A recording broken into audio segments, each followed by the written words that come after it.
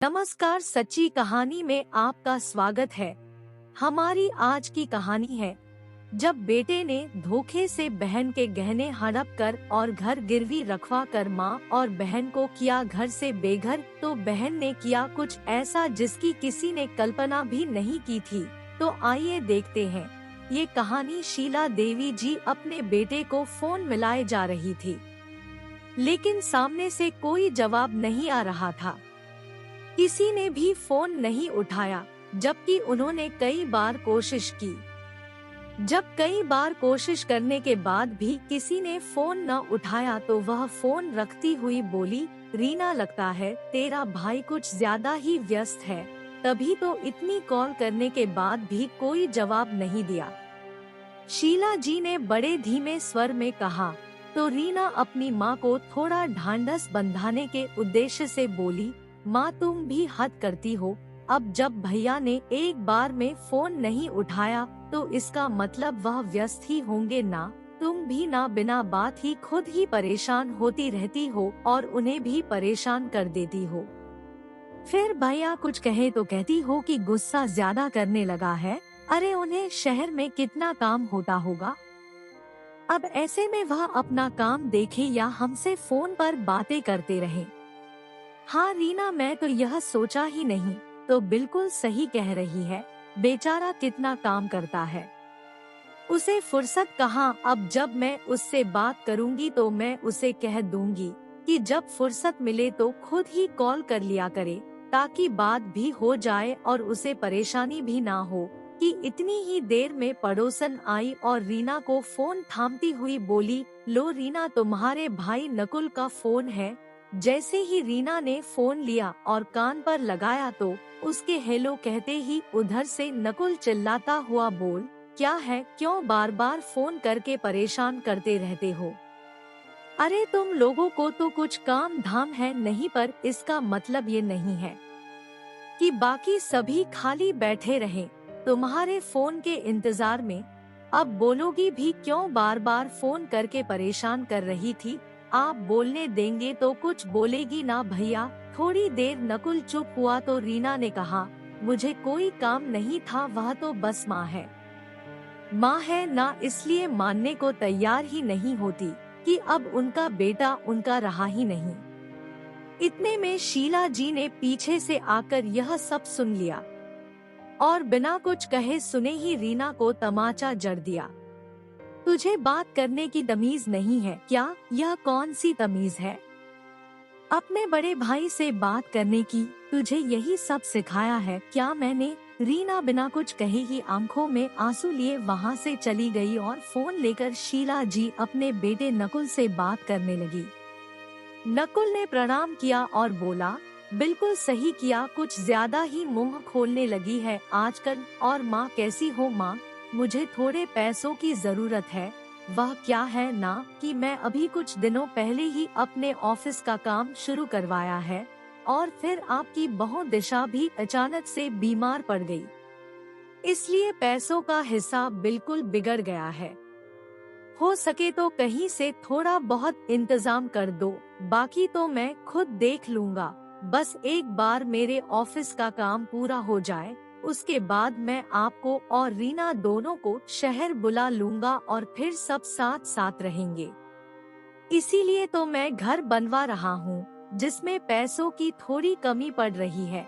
नकुल के पैसे मांगने पर शीला जी बोली, कोई बात नहीं बेटा, वैसे तू यह बता कि तुझे कितने पैसे चाहिए और कितने समय के लिए चाहिए, क्योंकि मेरे पास अब इस घर के अलावा और कुछ नहीं है। रीना की शादी के लिए भी जो जेवर बनवाए थे वह भी मैंने पिछली बार तुझे ही दे दिए थे, जब तूने कहा था कि समधन दिशा की माँ बहुत बीमार है, तुझे तब उनके इलाज के लिए पैसे चाहिए थे। बेटा, तूने तब भी कहा था कि माँ मैं जल्द ही पैसे लौटा कर रीना के यह गहने तुम्हें वापस दे दूंगा, लेकिन अब तक तो ऐसा हुआ नहीं बेटा। रीना छोटी बच्ची नहीं है, हमें उसकी शादी के बारे में भी तो सोचना है, जिसमें कि उसकी शादी के लिए गहने तो मैं बना ही रखे हैं। थोड़ा बहुत इंतजाम में कर दूंगी, थोड़ा बहुत तू कर देना। इस पर नकुल बोला, अरे माँ, तुम्हें कुछ करने की जरूरत ही क्यों पड़ेगी, तुम्हारा बेटा है ना, तुम परेशान मत हो, मैं सब संभाल लूँगा, बस एक बार घर का काम खत्म हो जाने दो। उसके बाद मुझे करना ही क्या है, सबसे पहले रीना के गहने छुड़ाऊंगा, उसके बाद किसी की कोई उधारी चुकता करूंगा। इस पर शीला जी बोली, अच्छा चल यह बता कि तुझे कितने पैसे चाहिए, किसी से उधार पैसे लेने के लिए भी तो पूछना पड़ेगा ना। इस पर नकुल बोला, माँ मुझे थोड़े ज्यादा पैसों की जरूरत है, इस बार 10 से 20 हजार से काम नहीं चलेगा, कम से कम मुझे 1 लाख रुपए चाहिए, इतने पैसों का इंतजाम कर पाना मुश्किल है, पर आप फिर भी देख लो, अगर कहीं से मिल जाए तो। शीला जी बोली, इतनी बड़ी रकम का इंतजाम मैं कैसे कर सकती हूँ। नकुल बोला, माँ आप एक काम क्यों नहीं करती, आप अगर गांव के साहूकार से बात कर लो तो वह घर गिरवी रखकर आपको आराम से 5 से 7 लाख रुपए तो दे ही देगा, आप एक बार उससे बात करके देखो ना। इस पर शीला जी ने साफ मना कर दिया और बोली, बेटा अगर हम दोनों माँ बेटी यह घर भी गिरवी रख देंगे तो रहेंगे कहाँ, इस उम्र में मैं कहाँ भटकती फिरूंगी। अरे माँ तुम भी हद करती हो, तुम्हें अपने बेटे पर इतना भी विश्वास नहीं, मेरे होते हुए आपको फिक्र करने की कोई जरूरत नहीं है। तब अपने बेटे की बातों में आकर उन्होंने अपनी संपत्ति उसके लिए गिरवी रख दी और उन्हें उस घर के बदले 8 लाख रुपए मिल गए, जबकि रीना ने अपनी माँ को बार बार समझाया कि माँ बचा कुछ घर ही तो है हमारे पास, अगर आप इसे भी गिरवी रख दें, कल को भैया ने पैसे वापस नहीं किए तो हम कहाँ जाएंगे और कैसे अपना जीवन बिताएंगे। इस पर शीला जी बोली, ऐसे कैसे नहीं वापस करेगा, तू तो हमेशा ही उसे इतना गलत क्यों समझती है बेटा, आखिर वह तेरा भाई है, लेकिन तू कभी भी उसके लिए सही नहीं सोचती है। रीना बोली, लेकिन माँ इससे पहले वह कुछ और कहती। तो शीला जी बोली, अब ज्यादा बहस मत कर, मुझे जो करना है करने दे, अभी इस घर में बड़ी मैं हूँ और ऐसे फैसले करने का अधिकार भी मुझे है, इसलिए मैं जो कर रही हूँ करने दे, अगर मुश्किल वक्त में हम उसका साथ नहीं देंगे तो कौन देगा, और वैसे भी उसने कहा तो है, वह कह रहा था माँ एक बार यहाँ का घर का काम पूरा हो जाए तो रीना को लेकर यही आ जाना, उसकी शादी का खर्च तब मैं ही देख लूँगा, तो तू निश्चिंत रहे। शीला जी ने रीना की एक न सुनी और वह घर गिरवी रख ही दिया। फिर वह उन 8 लाख रुपयों में से 3 लाख रुपए रीना के बहुत कहने पर बचाती है। रीना बोली, माँ तुम्हें भैया ने 5 लाख लाने को कहा था ना, तो बस 5 लाख ही दो, बाकी के पैसे अपने खाते में जमा कर दो, और हाँ उन्हें यह मत बताना कि कितना पैसा मिला है। जैसे तैसे करके उसने अपनी माँ को समझाया तो वह मान गई। अब दोनों माँ बेटी पैसे लेकर शहर के लिए निकल पड़े। जैसे ही वे लोग शहर पहुँचे तो उन्होंने देखा कि नकुल उन्हें लेने के लिए इस स्टेशन पर पहले से ही आ चुका था और अपनी माँ को देखते ही मुस्कुराते हुए उनके पास आया और उनके पैर छुए। रीना ने भी औपचारिक तौर निभाते हुए नकुल को प्रणाम किया और फिर दोनों माँ बेटी नकुल के साथ चले गए। नकुल दोनों को लेकर जैसे ही घर पहुंचा तो दिशा भी मुस्कुराती हुई नीचे आई और शीला जी के पैर छूकर उनका आशीर्वाद लिया। माँ जी बड़े दिनों बाद आई है, आती जाती रहा करो, आप ही का घर है।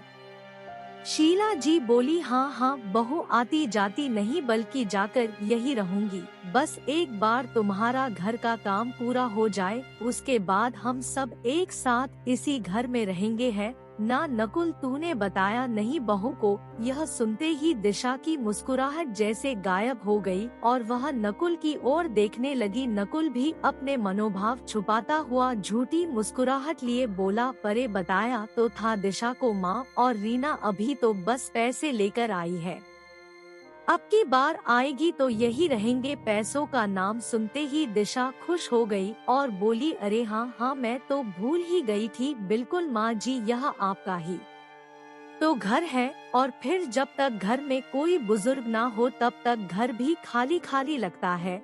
दिशा ने चाय पानी का इंतजाम किया और फिर चाय नाश्ते के बाद नकुल अपनी माँ के कमरे में आया और बोला, माँ वह पैसे मुझे दे दो, मैं ऑफिस की तरफ जा रहा हूँ तो थोड़ा कुछ सामान लाना है, जो वहाँ पर चाहिए वही देता हुआ आऊँगा और बाकी के पैसे बैंक में जमा कर दूंगा, जिससे कि आपको भी कोई डर ना रहे पैसे खोने का या चोरी होने का।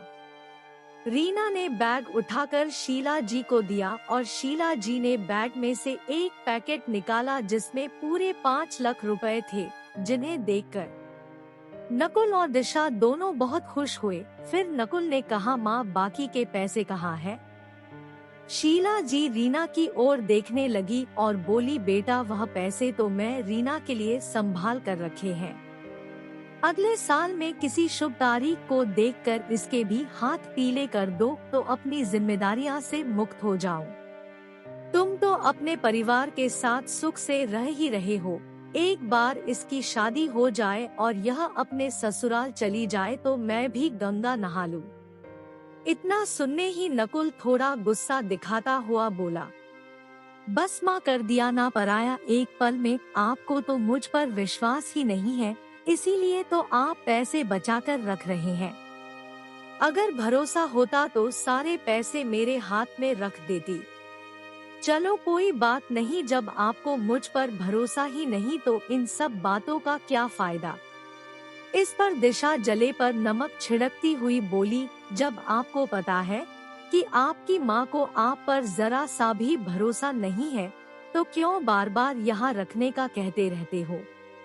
कल को कहने लगी कि मुझे विश्वास नहीं, कहीं तुमने खाने में कुछ मिला दिया हो, या फिर कल को लोगों से कहती फिरेंगी कि मेरे बेटे ने मुझे सारे पैसे ऐंठ लिए, जब भरोसा ही नहीं है तो इन सब बातों का कोई फायदा नहीं है। तुम तो बिना बात ही माँ जी करते रहते हो। शीला जी बोली, नहीं बहू यह तुम कैसी बातें कर रही हो, मुझे अपने बेटे पर पूरा भरोसा है। नकुल यह ले बाकी के 3 लाख और इन्हें अपने खाते में जमा कर दे और जब मैं मांगू तो मुझे दे देना। नकुल पैसों को थमता हुआ बोला, हाँ माँ आपके ही पैसे हैं, मैं तो बस इन्हें संभाल कर रख रहा हूँ। आप सब बातें कीजिए, मैं बैंक में पैसे जमा करा कर आता हूँ। यह कहकर नकुल वहाँ से निकल गया और दिशा भी नकुल के साथ चली गई। दोनों के जाने के बाद रीना ने अपनी माँ से कहा, माँ मैंने पहले ही कहा था ना कि चाहे जो हो जाए तुम यह पैसे अपने पास रखोगी, और तुमने यह पैसे भी भैया को दे दिए। शीला जी बोली, तो क्या हुआ, वह तेरा भाई है और तू है कि हमेशा उसके बारे में गलत ही सोचती है। शीला जी ने रीना को बहुत डांटा बिना चुपचाप कमरे से बाहर चली गई। कुछ घंटे बाद नकुल और दिशा दोनों वापस आ गए। शाम को सबने एक साथ खाना खाया और अपने अपने कमरे में सोने चले गए। इतने में ही दिशा अपनी सास के कमरे में आई और आकर वहीं बैठ गई। अपनी सास से बातें करते करते वह बोली, माँ जी आप तो कल सुबह ही चली जाएगी। चलिए कोई बात नहीं, आपके गांव में कितने सारे काम होते हैं, अब आप यहाँ रुकने लगी तो गांव के काम कौन संभालेगा। शीला जी वैसे तो 1-2 दिन रुकने का सोच रही थी, पर फिर दिशा की बातें सुनकर सोचने लगी, सही तो कह रही है बहू, अगर मैं यहाँ रहूंगी तो गांव का काम कौन संभालेगा। वह बोली, हाँ बेटा अब काम है तो देखना तो पड़ेगा ही, कोई बात नहीं, आपकी बार आओ तो रुकने के लिए आना। दिशा ने झूठा प्यार जताते हुए कहा, फिर अपनी सास के पैर छूकर वहाँ से चली गई। अगली सुबह रीना और शीला जी अपने घर चले गए। धीरे धीरे समय बीतता रहा और अब कई महीने बीत चुके थे। शीला जी अपने बेटे को फोन लगाती तो वह अक्सर ही फोन नहीं उठाता, और अगर कभी गलती से उठा भी लेता तो अक्सर ही बहाना बनाकर बात को टाल दिया करता था। कभी कहता कि मीटिंग में बिजी हूँ, तो कभी कहता रास्ते में हूँ, तो कभी कहता कि मैं अभी कॉल करता हूँ। कभी कभी दिशा फोन उठाती तो कहती कि वह अभी नहा रहे हैं, कभी कहती कि अभी घूमने गए हैं। ऐसे ही कई महीने बीत गए और अब साहूकार के आदमी घर पर पैसे मांगने के लिए आने लगे। शीला जी के पास तो अब कोई धन संपत्ति बची ही नहीं थी जिससे वह अपना कर चुका सके और जिसे उन्होंने सारे पैसे दे दिए। वह उनकी बात सुनने को तैयार ही नहीं था। जब शीला जी के पास कोई और चारा न रहा तो वह रीना को अपने साथ लेकर शहर के लिए निकल पड़ी। वह वहां पहुंची जहां उनका बेटा उन्हें लेकर गया था। वहां पहुंचकर उन्होंने दरवाजा खटखटाया और जैसे ही दरवाजा खुला तो उन्होंने देखा कि वहां कोई और व्यक्ति रह रहा था। रीना और शीला जी दोनों ही पहले थोड़ा अचंभित हुई कि उनके बेटे के घर में यह कौन आदमी रह रहा है। फिर पूछने पर पता चला कि यहाँ वे लोग किराए पर रह रहे हैं और उनसे पहले जो व्यक्ति यहाँ पर रह रहे थे वह अब कहीं और रह रहे हैं, पर कहाँ यह तो किसी को नहीं पता था। रीना और शीला जी शहर में नकुल के अलावा किसी को जानते तक नहीं थी। फिर भी दोनों बेचारी जाती तो कहाँ, अपने बेटे का इंतजार करने के लिए वह इसी घर के बाहर बैठ गई और इंतजार करने लगी कि शायद उनका बेटा यहाँ आएगा। और रीना जाकर आसपास के लोगों से पूछने लगी कि तभी इस एड्रेस पर नकुल के नाम का एक पार्सल आया और वह पार्सल लेकर डाकिया जैसे ही अंदर गया तो उसे पता चला कि यह नकुल का घर नहीं है, वह अब कहीं और रहता है। वह डाकिया बाहर आया और पार्सल पर लिखे नंबर पर कॉल करने लगा। फिर वह बोला, सर आप अभी कहाँ रह रहे हैं? आप मुझे बताइए, मैं वहीं आ जाता हूँ आपका पार्सल लेकर। रीना ने जब यह सुना तो वह उसे डाकिया से बोली, सुनो भैया, आप किससे बात कर रहे थे? अभी कहीं आप नकुल जी से बात तो नहीं कर रहे थे? वह डाकिया उनकी ओर देखकर बोला, हाँ कर तो रहा था, आप बताइए। इस पर रीना ने उस डाकिया से कहा, भैया मैं उनकी बहन हूँ और यह उनकी माँ है। दरअसल हम अपने भैया को चौंकना चाहते थे, इसलिए बिना बताए ही आ गए और रास्ते में हमारा फोन कहीं गिर गया। यहाँ आए तो पता चला कि भैया भाभी कहीं और है। अगर आप हमें अपने साथ नए घर तक ले चले तो बड़ी मेहरबानी होगी आपकी। वह सब तो ठीक है, लेकिन आप लोग मेरे साथ तो नहीं चल सकते। आप एक ऑटो ले लीजिए और मेरे पीछे पीछे चलिए, फिर माँ जी अपने बेटे तक पहुँच सकती है। शीला जी और रीना दोनों ऑटो में बैठकर उस डाकिया के पीछे पीछे चल दिए और कुछ ही देर में वे दोनों एक ऊंची बिल्डिंग के सामने जा पहुँचे। शीला जी ने नजर उठाकर देखा तो वह रीना से बोली, रीना देखना ऐसा लग रहा है जैसे आसमान इन्हीं इमारत पर टिका हुआ है, क्योंकि वह इमारतें कई मंजिला थी जिन्हें शायद शीला जी ने पहली बार देखा हो, इसलिए शीला की ऊंची ऊंची इमारत को देखे जा रही थी। फिर कुछ सोचकर वह बोली, बेटा हम इतनी सारी और इतनी ऊंची इमारत में नकुल को कैसे ढूंढेंगे? तब डाकिया ने कहा, माताजी मेरा काम तो यही तक था, आगे आप देख लीजिए, अगर कोई परेशानी हो तो इस गार्ड से पूछ लीजिएगा। वह डाकिया चौकीदार को नाम और पता देकर पार्सल पकड़ाकर चला गया। इधर रीना और उसकी माँ दोनों बेचारी वही सोसाइटी के बाहर खड़े खड़े नकुल का इंतजार कर रहे थे। सुबह से इंतजार करते करते उन्हें दोपहर हो गई। रीना ने कई बार गार्ड को नाम बताकर बोला कि यह मेरे भैया है, आप उन्हें बता दीजिए कि आपकी माँ और आपकी बहन गांव से आई है और यहाँ हमसे मिलने नीचे आ जाए, क्योंकि हम गांव से यहाँ सिर्फ उनसे मिलने के लिए ही आए हैं। शीला जी बिना प्रेस की छोटी सी साड़ी पहनी हुई थी और रीना ने भी एक साधारण सा कुर्ता पहना हुआ था जो कि काफी पुराना था, और शीला जी बार बार ऊंची इमारत की ओर देखे जा रही थी। एक दो बार कहने पर तो उस गार्ड ने सुना ही नहीं या कहो कि अनसुना कर दिया। फिर रीना ने गार्ड से हाथ जोड़कर विनती की, अंकल जी हम बहुत दूर से आए हैं, कृपा करके हमारे भाई से मिलने दीजिए, हमें उनसे मिलने जाना है। इस पर वह गार्ड बोला, देखो तुम जैसे लोग इतनी ऊंची ऊंची बिल्डिंग में सुबह से ही काम मांगने के लिए आ जाते हैं, लेकिन यहाँ पर कोई भी काम वाली को ऐसे ही नहीं रख सकते। यहाँ के घरों में जो भी काम करती है, पहले उनकी पुलिस के द्वारा जांच करवाई जाती है, फिर जाकर कहीं काम मिल सकता है। इस पर शीला जी आगे बढ़ती हुई बोली, भाई साहब, हम यहाँ कोई काम मांगने नहीं आए हैं और ना ही हम घर में काम करने वाले नौकर हैं। हमारा बेटा इसी बिल्डिंग में रहता है और हम यहाँ उसी से मिलने आए हैं। अच्छा, तुम्हारा बेटा इस बिल्डिंग में रहता है? तुम्हारी वेशभूषा को देखकर तो ऐसा लगता नहीं। गार्ड ने बहुत बुरे लहजे में कहा। रीना को थोड़ा गुस्सा आया तो वह बोली, आप किस तरह से मेरी माँ से बात कर रहे हैं? आपको बात करने की तमीज नहीं है। आप अपने रजिस्टर में देखिए, नकुल नाम का लड़का इसी बिल्डिंग में रहता है और उसकी पत्नी का नाम दिशा है। वे दोनों हमारे भैया और भाभी हैं। मैं उनकी बहन हूँ और यह उनकी माँ है। अगर उन्हें पता चला कि आपने हमारे साथ कितनी बदतमीजी की है तो वह आपको छोड़ेंगे नहीं। तभी वहाँ पर दूसरा गार्ड आया और बोला, अरे यार, क्यों बहस कर रहा है जब वह कह रही है कि उनका भाई और उनका बेटा इसी बिल्डिंग में रहता है, तो उन्हें जाने दे अंदर।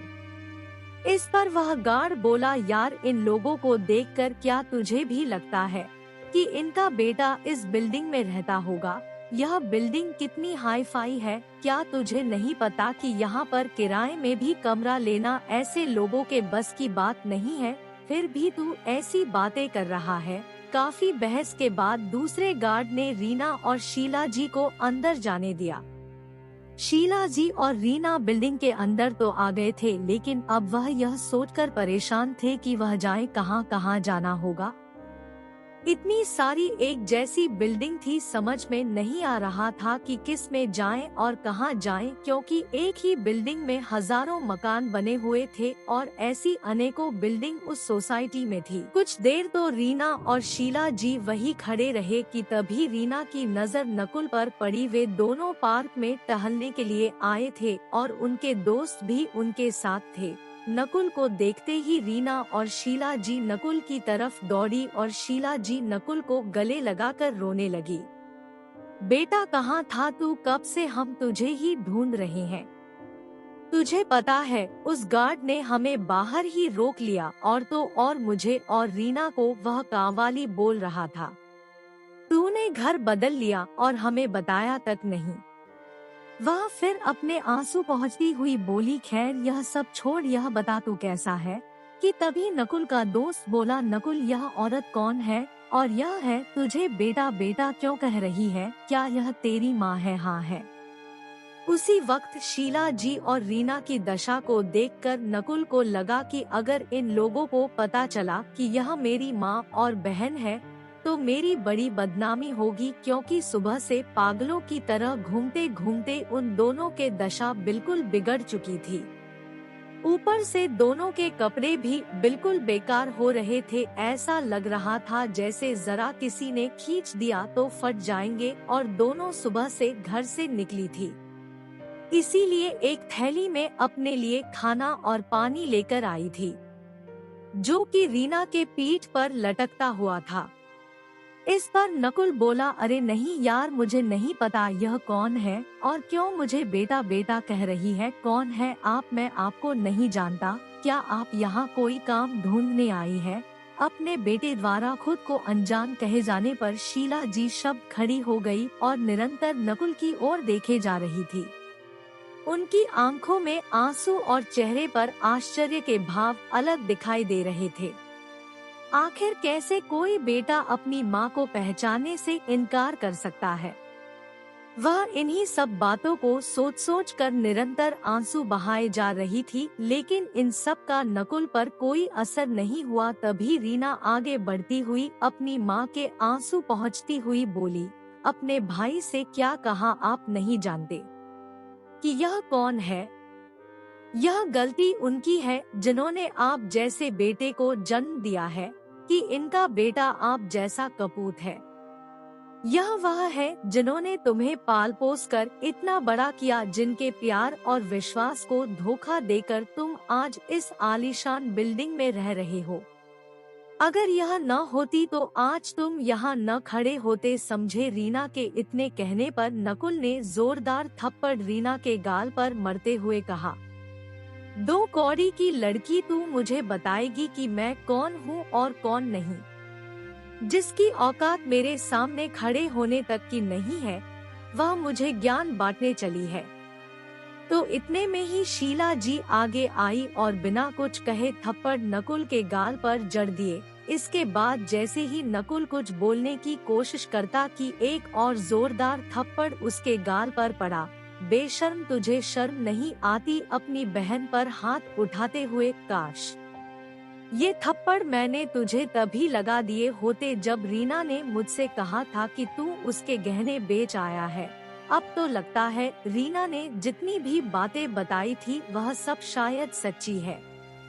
मैं ही बेटे के प्यार में इतनी अंधी हो गई थी कि मैंने अपनी बेटी की एक बात नहीं सुनी। वह मुझसे बार बार कहती रही कि माँ कुछ पैसा अपने पास भी बचा कर रखना। आज के जमाने में लोग प्यार के नहीं पैसों के भूखे होते हैं। उसने मुझसे कहा था कि माँ इन्हें सारे गहने मत दो, लेकिन मैंने तुझ जैसे नालायक पर भरोसा करके वे गहने तुझे दिए जो रीना के पिताजी ने इसकी शादी के लिए बनवाए थे। जब तो भिखारी की तरह है 5 लाख के लिए गिड़गिड़ा रहा था।